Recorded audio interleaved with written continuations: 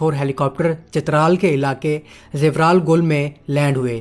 آپ کو یہ بھی بتاتا چلوں کہ زیورال گل میں ایک مشہور گرم پانی کا چشمہ ہے جہاں دور دراز علاقوں سے لوگ اس چشمے کا وزٹ کرنے آتے ہیں، اور مقامی لوگوں کا عقیدہ ہے کہ اس چشمے میں نہانے سے بہت سی بیماریاں دور ہو جاتی ہیں۔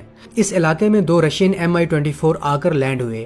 وہ اس لیے لینڈ نہیں ہوئے کہ وہ افغانستان سے اس چشمے کا پانی پینے آئے تھے، بلکہ یہ ہیلی کاپٹرز مجاہدین کے خلاف روٹین کی گشت پر تھے اور راستہ بھول گئے تھے۔ یہ 2 ہیلی کاپٹر رشیا کی سپیٹسناز یونٹ سے تعلق رکھتے تھے۔ سپیٹسناز یونٹ رشیا کی اسپیشل آپریشن فورسز میں شمار ہوتی ہے، اور اس مرتبہ ان ہیلی کاپٹرز کے کریو ممبر بھی رشین تھے۔ جب یہ لینڈ ہوئے، جو کہ ممکنہ طور پر فیول ختم ہونے کی صورت میں تھا، تو لینڈ ہونے کے بعد انہوں نے ڈرل کے مطابق اپنی ریسکیو ٹیم کا ویٹ کرنا تھا، جنہیں ان پائلٹس نے ہیلپ کے لیے بلایا تھا۔ کافی دیر ویٹ کرنے کے بعد جب رشین ریسکیو ٹیم نہ آئی تو ان رشین پائلٹس نے اپنے ہیلی کاپٹرز خود ہی تباہ کرنا شروع کر دیے، اور دوسری طرف ایک چرواہا یہ سب معاملہ دیکھ رہا تھا۔ اس چرواہے نے کافی میل سفر طے کر کے فرنٹیئر کانسٹیبلری یعنی FC کو یہ سارا معاملہ بتایا، جس پر FC کے دستے اس جگہ پر پہنچ گئے۔ ابتدائی طور پر رشین پائلٹس نے FC سے لڑنے کی کوشش کی، لیکن جلد ہی سفید جھنڈا اٹھا لیا۔ اس کے بعد قاسم بیس کو ان ہیلی کاپٹرز کو لانے کا ٹاسک سونپا گیا، جو کہ پہلے بھی اس طرح کا کام کر چکی تھی۔ ایک ٹیم اس جگہ بھیجی گئی جس کے ہیڈ کرنل رزاق تھے، جنہوں نے پوما ہیلی کاپٹر میں اس جگہ کا وزٹ کیا۔ انیشل پلان یہ تصور کیا گیا کہ ان ہیلی کاپٹرز کو باری باری سلنگ لفٹ کے ذریعے لے جایا جائے، تاہم ہائٹ اور لوڈ فیکٹر کی وجہ سے اس پلان کو رد کر دیا گیا۔ پھر 7 اکتوبر 1987 کو ایک گراؤنڈ ٹیم ادھر بھیجی گئی، جن میں نمایاں میجر ملنگ بخاری تھے، جو کہ گراؤنڈ ٹیم کے ممبر اور MI-8 ہیلی کاپٹر کے فلائٹ انجینئر تھے، جن کا اس فیلڈ میں 20 سال کا تجربہ تھا۔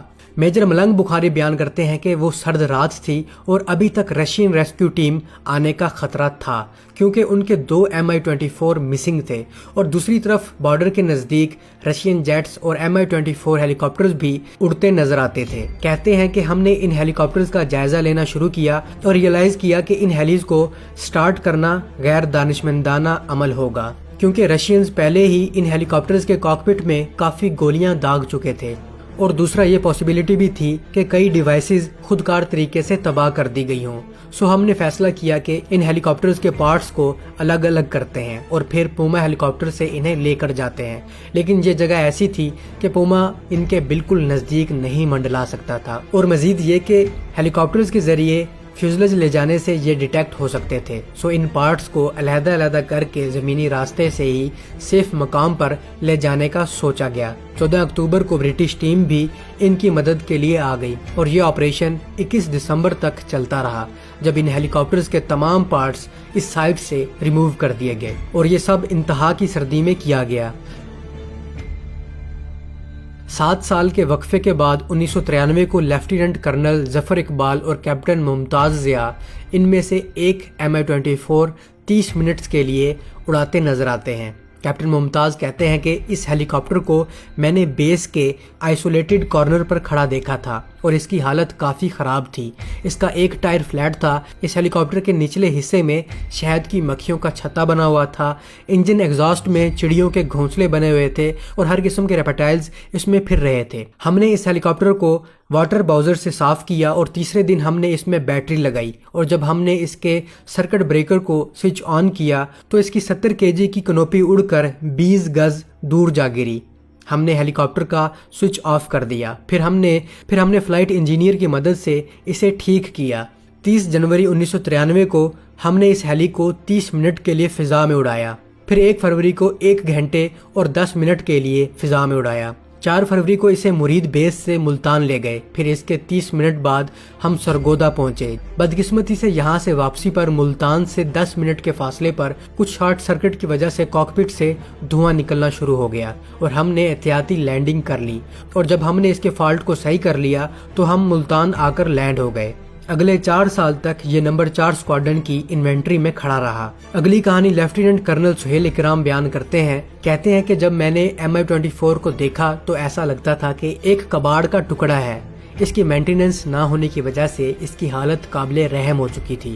اس کا ایک ٹائر نہیں تھا جس کی وجہ سے یہ جھکا ہوا تھا۔ اس کے رم اور ویل ڈرم بھی مسنگ تھے۔ ہم نے اس ہیلی کی مینٹیننس کی، ہر چیز کو ورکنگ کنڈیشن میں لایا گیا اور صرف ایک پرابلم تھی، وہ یہ کہ اس کا ٹائر مسنگ تھا، اور اتفاقیہ طور پر میرے آپریشن آفیسر میجر داؤد نے کوئٹہ مارکیٹ سے 700 روپے میں یہ ٹائر خریدا تھا۔ ٹائر کا مسئلہ بھی حل ہو گیا، جس کے بعد ہم نے اس ہیلی کی گراؤنڈ ٹیسٹنگ کی اور بعد میں 1 گھنٹہ ہوا میں اڑایا۔ اس کے بعد میں نے یہ ہیلی کاپٹر کوئٹہ لے جانے کی پرمیشن حاصل کی اور اسے سیفلی کوئٹہ لے آیا۔ گائز تقریباً 6 Mi-24 ہیلی کاپٹر تھے جو کہ پاکستان میں آ کر لینڈ ہوئے تھے۔ ان میں سے ایک امریکہ کو اور ایک چین کو بھی دیا گیا تھا۔